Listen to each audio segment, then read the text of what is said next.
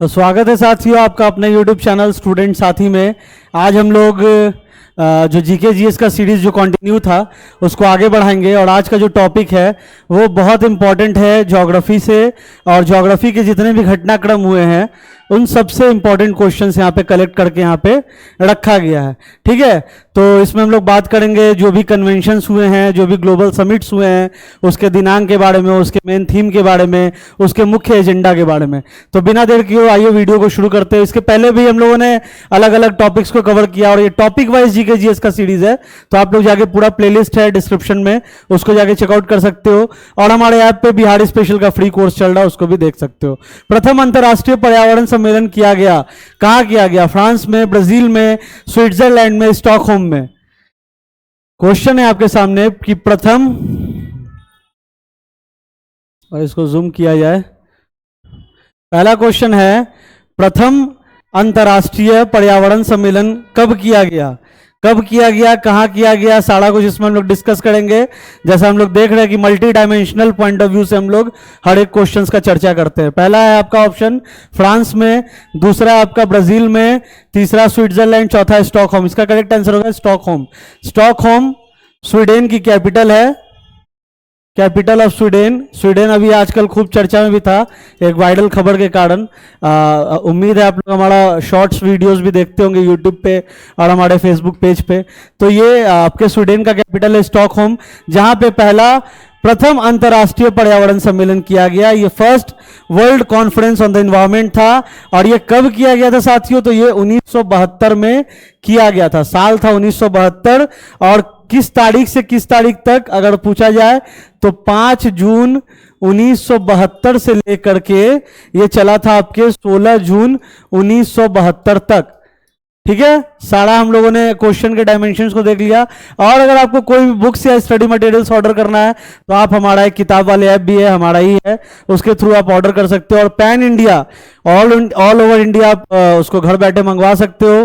Cash on delivery की भी सुविधा उपलब्ध है। किताब वाले ऐप का भी लिंक डिस्क्रिप्शन में दे रखा है हमने। ठीक है, तो पहला क्वेश्चन आ रहा था आपका कि पहला अंतर्राष्ट्रीय पर्यावरण सम्मेलन कहां किया गया?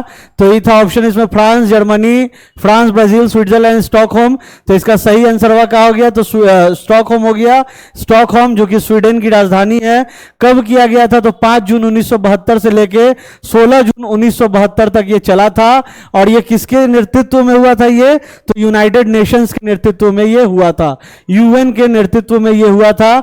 और पहला कोई ऐसा कन्वेंशन था जिसमें जो है अंतर्राष्ट्रीय पर्यावरण को लेके कोई ऐसा कन्वेंशन, कोई ऐसा सम्मेलन किया गया था। ठीक है, आगे बढ़ते हैं। Moving on to the next question.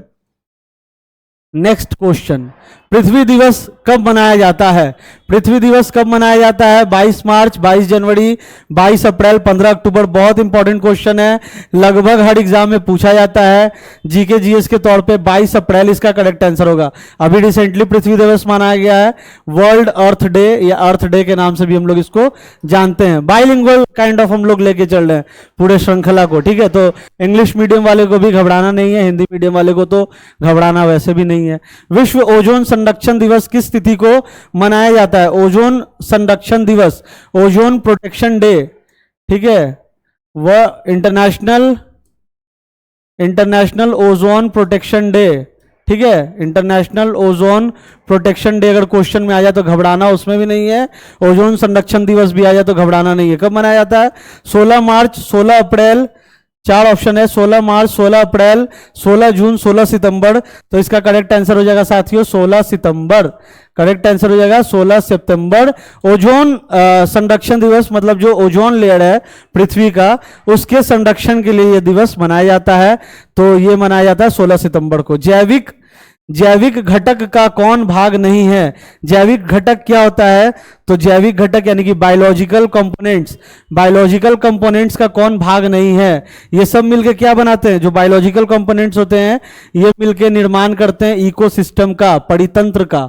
ठीक है, जैविक कंपोनेंट्स, जैविक घटन यानी कि बायो कंपोनेंट्स क्या करते हैं? बायोलॉजिकल कंपोनेंट्स क्या करते हैं? बायोलॉजिकल कंपोनेंट्स मिलके एक इकोसिस्टम का निर्माण करते हैं, परितंत्र का निर्माण करते हैं। क्वेश्चन में पूछा जा रहा है कि जैविक घटक का कौन भाग नहीं है? ठीक है। उत्पादक, उपभोक्ता, अपघटक, वायु। उत्पादक कौन हो गया? प्रोड्यूसर हो गया, है ना। और उपभोक्ता कौन हो गया? कंज्यूमर हो गया, जैसे हम लोग हो गए। ये पूरे इकोसिस्टम में पेड़ पौधे हमें फल देते हैं, हमें सब्जियां देते हैं, हमें क्रॉप्स देते हैं, तो वो हो गए प्रोड्यूसर। और हम लोग हो गए खाने वाले, यानी कि हम लोग हो गए कंज्यूमर। अपघटक होता है डिकम्पोजर, डिकम्पोज मतलब जो सड़ी गली चीजों का जो कंज्यूम करता हो उसको कहते हैं डिकम्पोजर या अपघटक। तो ये तीनों तो आपका हो जाएगा इकोसिस्टम का भाग। वायु नहीं होगा, air is not a part of the ecosystem, that's why air will be the correct answer here. जैविक घटक का कौन भाग नहीं है? तो वायु भाग नहीं खेबा। आगे बढ़ के क्वेश्चन पूछल जाते हैं यहाँ कि ओजोन परत को कौन नष्ट करता है? ओजोन परत को कौन नष्ट करता है? Carbon dioxide, CO, FC, CFC।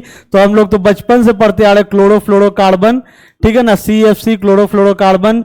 Main sources क्या है क्लोरोफ्लोरोकार्बन का?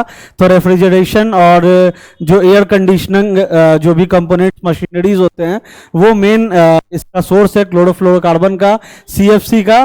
और CFC ही जो है वो ओजोन परत को नष्ट कर रहा है, डिप्लीट कर रहा है, ठीक है। ओजोन लेयर को डिप्लीट करता है, जिसके कारण सूरज के हार्मफुल रेज जो है पृथ्वी के सतह पे आ रहे हैं, ठीक है। ओजोन लेयर का काम क्या है? ओजोन लेयर का काम है जो भी सूरज से आने वाले जो हार्मफुल रेज है उसको प्रोटेक्ट, उसको रोकना। लेकिन ओजोन लेयर में जब छेदवे कर देंगे तो आर पार तो होबे करेगा जो भी है। तो वही चीज यहाँ पे हो रहा है। प्रथम पृथ्वी सम्मेलन कहाँ की गई थी?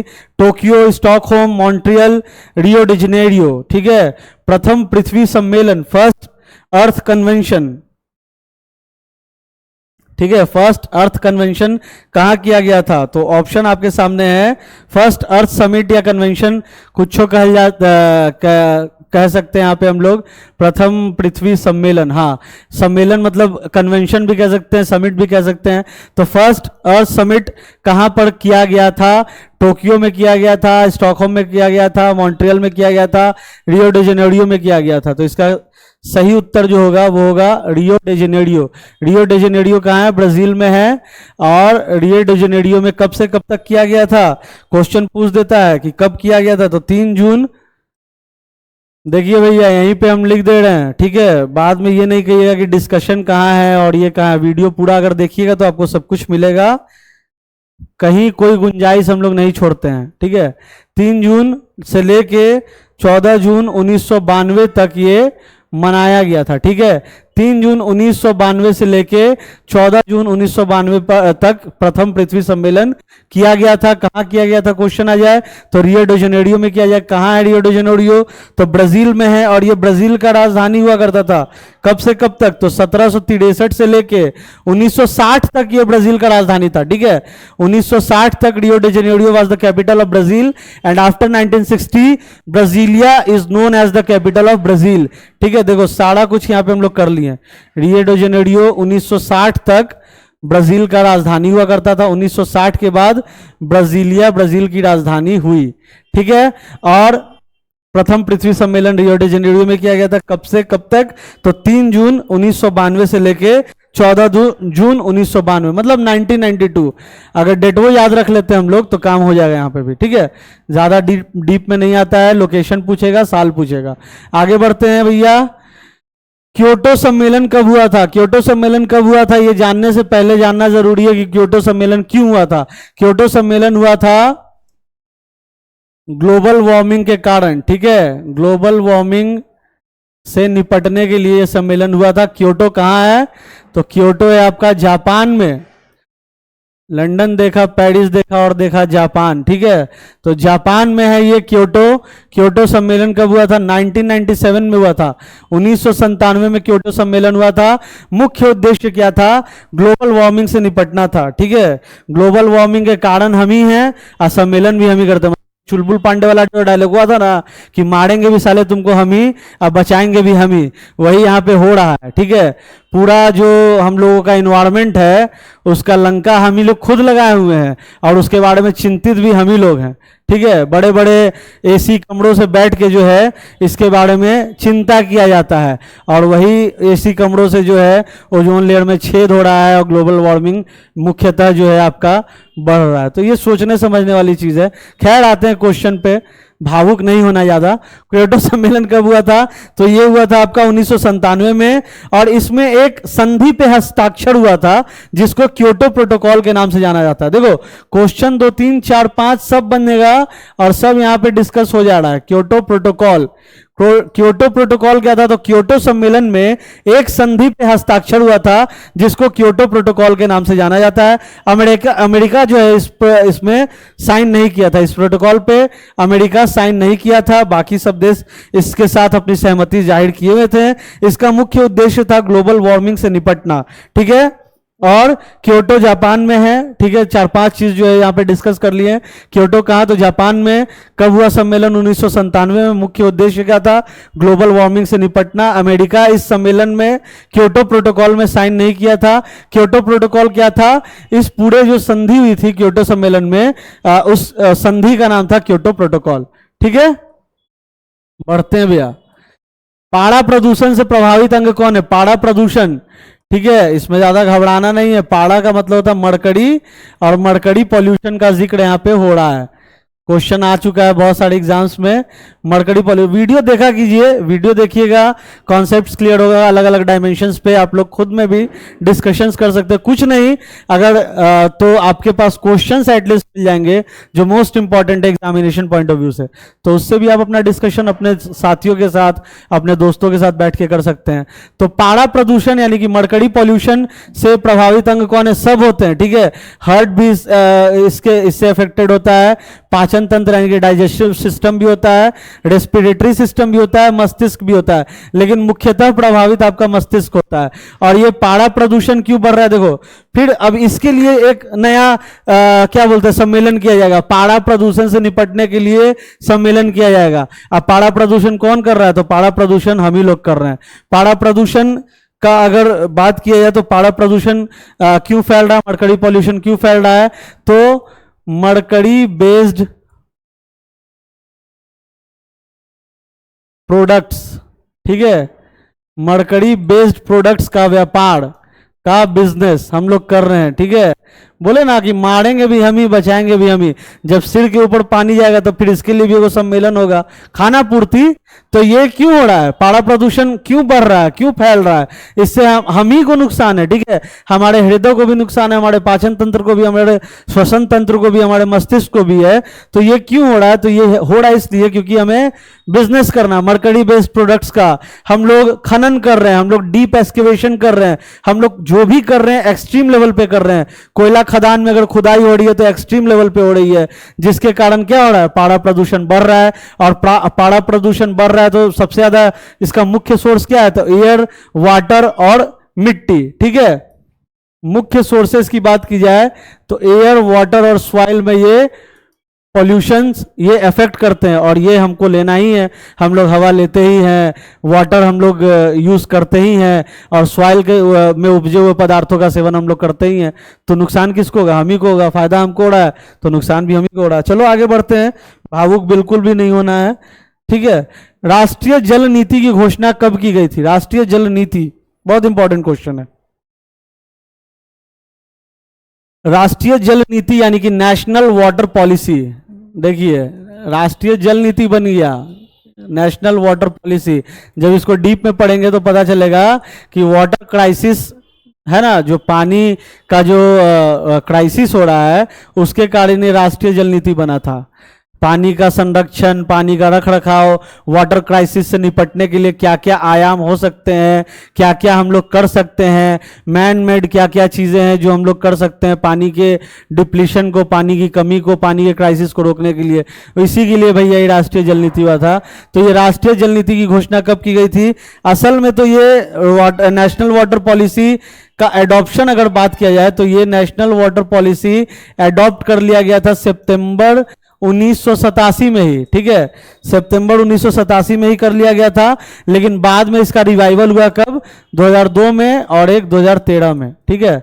2002 में और 2013 में, 2012 में, 2002 और 2012 में इसका रिवाइवल हुआ। रिवाइवल का मतलब इसमें उस दौरान 1987 के दौरान कुछ कम चैलेंजेस होंगे, उसके बाद 1987 में जो है चैलेंजेस, 1987 के बाद जो है चैलेंजेस और बढ़ने लगे होंगे। तो ये कब हुआ आपका? तो 2002 में जो है इसका रिवाइवल हुआ था। और अगर ऐसे क्वेश्चन वाइज पूछा जाए कि राष्ट्रीय जल नीति की घोषणा कब की गई, तो इसका करेक्ट आंसर हो जाएगा 2002। आगे बढ़ते हैं। ओजोन परत के संरक्षण से संबंधित मॉन्ट्रियल सम्मेलन कब किया गया? मॉन्ट्रियल सम्मेलन, ठीक है, मॉन्ट्रियल सम्मेलन कब किया गया? ओजोन संरक्षण से संबंधित, ओजोन अभी हम लोग पढ़े थे, ओजोन प्रोटेक्शन डे, मतलब हम लोग मनाते हैं इंटरनेशनल ओजोन प्रोटेक्शन डे। और ओजोन परत के संरक्षण से संबंधित मॉन्ट्रियल, मॉन्ट्रियल कहाँ है? कनाडा, कनाडा हो वीरे, कनाडा में मॉन्ट्रियल, ठीक है। तो मॉन्ट्रियल सम्मेलन कब किया गया? किया गया था 16 सितंबर 1987।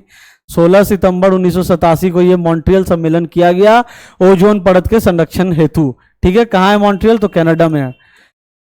राष्ट्रीय वन नीति कब लागू किया गया? राष्ट्रीय वन नीति कब लागू किया? इसका आंसर आप लोग दीजिए। ऐसे तो आंसर आपको पता ही होगा, लेकिन आप लोग कमेंट कीजिए यार, कमेंट आप लोग नहीं है, मोटिवेशन कहाँ से आएगा? कमेंट कीजिएगा तब ना मोटिवेशन आएगा। परितंत्र शब्द का प्रयोग सर्वप्रथम किसने किया? परितंत्र का मतलब क्या होता है? पहले हम लोग इसको समझते हैं। देखो बाइलिंगुअल काइंड ऑफ चलते हैं। परितंत्र बहुत लोगों के माइंड से जो है बाउंस कर रहा होगा। परितंत्र का मतलब होता है दरअसल इकोसिस्टम, ठीक है, जिसके बारे में अभी हम लोगों ने चर्चा किया था। इकोसिस्टम, इकोसिस्टम पूरा जो हमारा ये इकोसिस्टम है जिसमें हम लोग रह रहे हैं, ये इकोसिस्टम। तो परितंत्र शब्द का सर्वप्रथम किसने किया था? सर्वप्रथम प्रयोग किसने किया था? इकोसिस्टम का सबसे पहले प्रयोग किया था एजी टांसले ने। AG Tansley, AG Tansley first use the word ecosystem. अगर क्वेश्चन आए who use the word ecosystem, who firstly use the word ecosystem, परितंत्र का प्रयोग सर्वप्रथम किसने किया था? तो भैया आंसर हो जाएगा एजी टांसले। वही अगर क्वेश्चन रहता इकोलॉजी यानी कि पारिस्थितिकी रहता अगर क्वेश्चन में कि पारिस्थितिकी का प्रयोग किसने किया, इकोसिस्टम इकोलॉजी का प्रयोग किसने किया, तो ये किया था किसने? अर्नस्ट हैकल ने। ये किए थे चचा इकोलॉजी का, ठीक है। ये चचा जो जी ट्रांसलेट चचा है वो इकोसिस्टम किए थे, और अर्नस्ट हैकल चचा जो थे वो इकोलॉजी किए थे। और मॉडर्न इकोलॉजी का फादर ओडम चचा को बोला जाता है। ओडम चचा is known as father of modern ecology, यानी कि मॉडर्न इकोलॉजी का मतलब क्या हो गया? आधुनिक पारिस्थितिकी, मॉडर्न इकोलॉजी, ठीक है। समझ लेंगे हम लोग एक बार फिर से इसको साफ सफाई करके। परितंत्र शब्द का प्रयोग यानी कि इकोसिस्टम का प्रयोग एजी टांसले, एजी टांसले ने किया इकोसिस्टम का प्रयोग सर्वप्रथम, सबसे पहली बार। अर्नस्ट हैकल की बात की जाए तो इन्होंने किया इकोलॉजी का, इकोलॉजी वर्ड का प्रयोग सबसे पहले, पारिस्थितिकी का सबसे पहले प्रयोग किया अर्नस्ट हैकल ने। और फादर ऑफ मॉडर्न पारिस्थितिकी यानी कि फादर ऑफ मॉडर्न इकोलॉजी की बात की जाए तो वो किया ओडम ने, ठीक है। आगे बढ़ते हैं हम लोग, moving on to the next question. Bhopal के यूनियन कार्बाइड फैक्ट्री में मिथाइल आइसोसाइनाइड गैस का रिसाव कब हुआ? ये बहुत ही एक भारत के इतिहास में ये कलंक करने वाला ये समय है, ठीक है, कि मतलब ऐसी त्रासदी हो गई हमारे भारत में जिसमें कईयों ने, मतलब अनऑफिशियल डेटा तो आप छोड़ दो, 5 लाख लोग, ये जो हाईली इसको कह सकते हैं बहुत ही टॉक्सिक गैस है, ये हाईली टॉक्सिक गैस होता है, ये मिथाइल आइसोसाइनेट गैस जिसको MIC के नाम से भी जानते हैं, ये हाईली टॉक्सिक गैस होता है जिसके एक्सपोजर में करीबन 5 लाख लोग आ गए थे, 5 लाख लोग आ गए थे 2 दिसंबर 1984 की वो काली रात। मार्मिक, अभी भी अगर आप फोटोज देख लो भोपाल गैस ट्रेजेडी की या भोपाल गैस त्रासदी की, जब जब ये होता है, जब जब ये दिन आता है, ये मतलब बहुत ही काला दिन, काला दिवस के नाम से ये हमारे पूरे भारतीय इतिहास में जाना जाता है। इसमें कहा जाता है कि 5 लाख लोग इस हानिकारक गैस के आगे एक्सपोज हुए थे। और ये गैस MIC जो है, जिसको हम लोग मिथाइल आइसोसाइनेट गैस के नाम से जानते हैं, इस गैस का मुख्यतः काम होता है पेस्टिसाइड्स बनाने में। और ये इतना हानिकारक, इतना टॉक्सिक गैस है कि अगर शॉर्ट टर्म के लिए ह्यूमंस इसके एक्सपोजर में आ गए तो मतलब बहुत ही, मतलब उसका दुर्दांत ये होता है, उसका रिजल्ट होता है जो हम लोगों ने देखा है। आज भी अगर आप तस्वीरों देखो भोपाल गैस ट्रेजेडी की, तो जो रोए हैं वो खड़े हो जाते हैं डर के मारे, और इतना मार्मिक तस्वीरों को देखने के कारण। तो ये हुआ था कब? 1984 में। बहुत ही कलंकित दिन है ये भारतीय इतिहास में। ये MIC गैस की अगर बात की जाए, मिथाइल आइसोसाइनाइड गैस की बात की जाए, तो ये मेनली काम होता है पेस्टिसाइड्स बनाने में। और ये US based union carbide corporation के नाम से ये कंपनी था, ये अमेरिका बेस्ड था। यूएस बेस्ड का इसका पूरा नाम था, यूएस बेस्ड ये कंपनी थी जिसका नाम था union carbide corporation, union carbide corporation. ये हुआ था भोपाल में, भोपाल के यूनियन कार्बाइड फैक्ट्री में।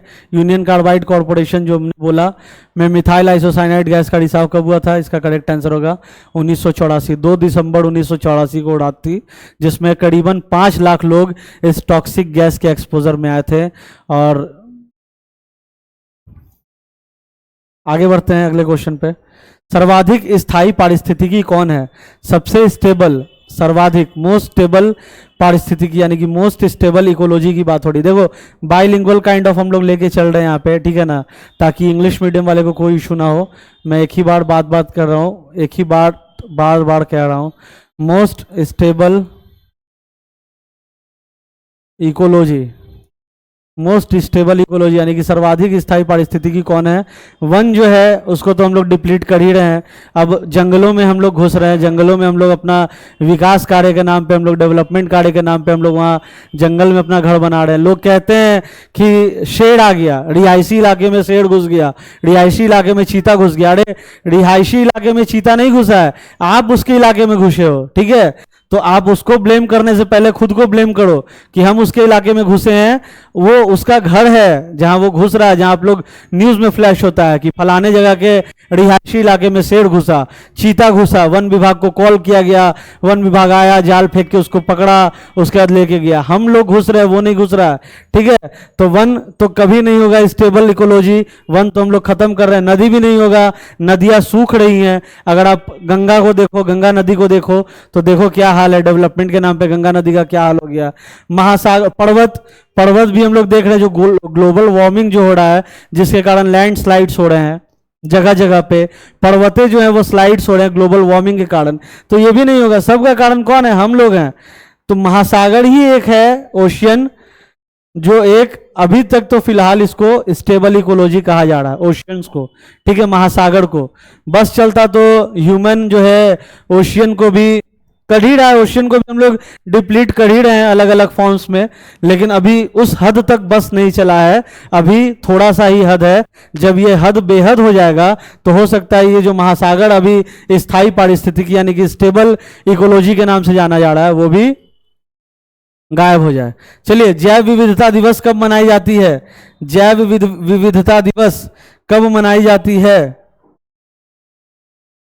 International day for biological diversity, लिख देते हैं यहां पे, international day for biological diversity, ठीक है।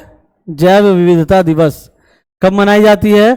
तो ये मनाया जाता है 22 मई को। जैव विविधता दिवस 22 मई को मनाया जाता है। आने वाले जितने भी एग्जाम्स है सब के लिए मोस्ट इंपॉर्टेंट क्वेश्चंस का कलेक्शन है, ये आप जान लीजिए। बहुत इंपॉर्टेंट क्वेश्चंस है जो यहाँ पे अभी आपके सामने करवाया जा रहा है, जो आपके साथ हम लोग डिस्कस कर रहे हैं, क्योंकि ये सारे वही क्वेश्चंस हैं जो आपके आगामी जिस भी एग्जाम में आप अपियर करोगे उसमें डैम श्योर आप श्योर शॉट रहो कि इनसे क्वेश्चन आना ही आना है। एक आए दो आए, लेकिन आएगा ही आएगा क्वेश्चन, ठीक है।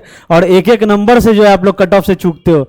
जब इन सब चीजों को हम लोग स्किप करते हैं तब हम लोग खुद को ब्लेम करते हैं, अरे यार 0.75 नंबर से कट ऑफ रह गया, अरे यार 1 नंबर से कट ऑफ रह गया। यही कारण है, हम लोग एक एक नंबर पे ध्यान नहीं देते, जिसके कारण हमारा जो शिक्षा से लेकर सिलेक्शन तक का सफर है वो अधूरा रह जाता है। खैर, पर्यावरण की कार्यात्मक इकाई क्या है? पूरे पर्यावरण की कार्यात्मक इकाई क्या है पूछा जा रहा है। तो ये तो परितंत्र हो जाएगा, ठीक है, इकोसिस्टम हो जाएगा, इकोसिस्टम हो जाएगा।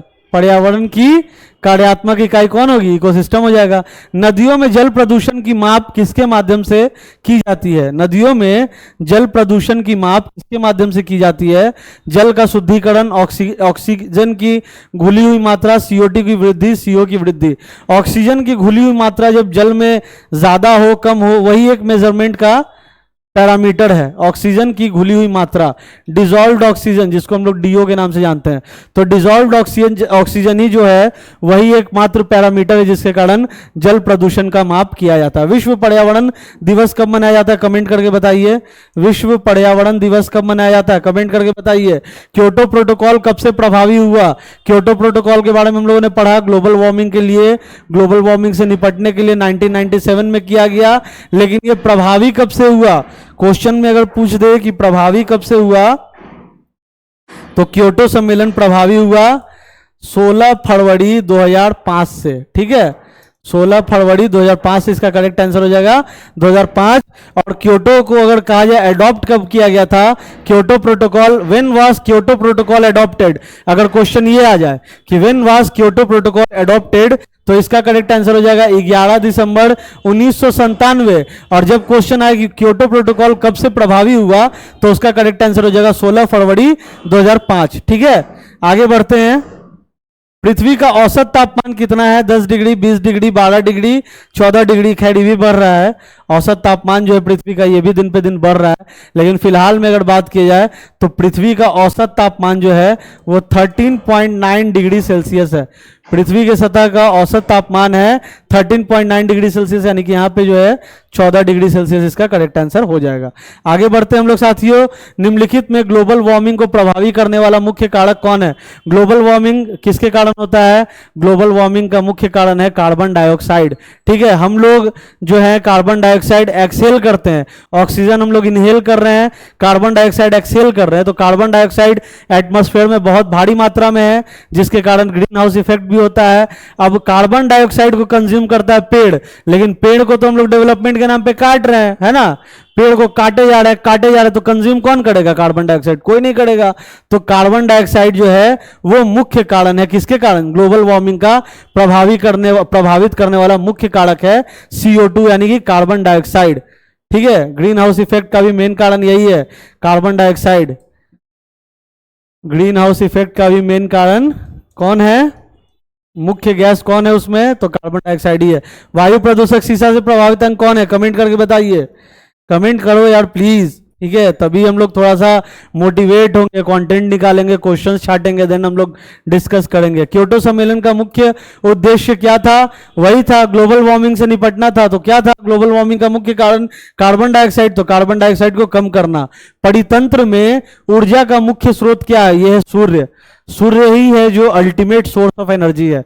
What is the ultimate source of energy, तो ये हमारे पूरे इकोसिस्टम की अगर बात की जाए तो अल्टीमेट सोर्स ऑफ एनर्जी या प्राइमरी सोर्स ऑफ एनर्जी जो है वो है सन, सूर्य। ठीक है, ये हम लोगों ने फोटोसिंथेसिस में भी पढ़ा था, है ना, पेड़ पौधे जो है अपना खाना कैसे बनाते हैं, फोटोसिंथेसिस पूरे प्रोसेस को कहते हैं। उसमें मेन इंग्रेडिएंट क्या होता है, तो मेन इंग्रेडिएंट होता है सनलाइट, जो कि मेन ऊर्जा का स्रोत है। ठीक है, तो परितंत्र यानी कि इकोसिस्टम में मुख्य स्रोत क्या है ऊर्जा का, तो वह है सूर्य। प्रथम बार इकोलॉजी शब्द का प्रयोग, प्रथम बार इकोलॉजी शब्द का प्रयोग हम लोगों ने अभी रिसेंटली देखा कि इकोलॉजी का प्रयोग किया था हैकल ने, अर्नस्ट हैकल ने किया था इकोलॉजी शब्द का प्रयोग। और अगर आ जाता इकोसिस्टम शब्द का प्रयोग तो उसका करेक्ट आंसर हो जाता टांसले, टांसले हो जाता इकोसिस्टम, याद रखेंगे इकोसिस्टम माने टांसले चचा। और अगर आ जाए इकोलॉजी यानी कि पारिस्थितिकी तो उसके लिए होंगे अर्नस्ट हैकल चचा।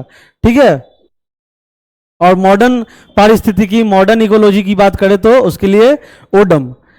चलिए आगे बढ़ते हैं। सर्वप्रथम ग्रीन हाउस गैसों की संकल्पना किसने किया था, सर्वप्रथम ग्रीन हाउस गैसों की संकल्पना किसने किया था। देखो ग्रीन हाउस और इन सारे के बारे में हम लोगों ने डिस्कस कर लिया, इसका कमेंट करके आप आंसर बताइए।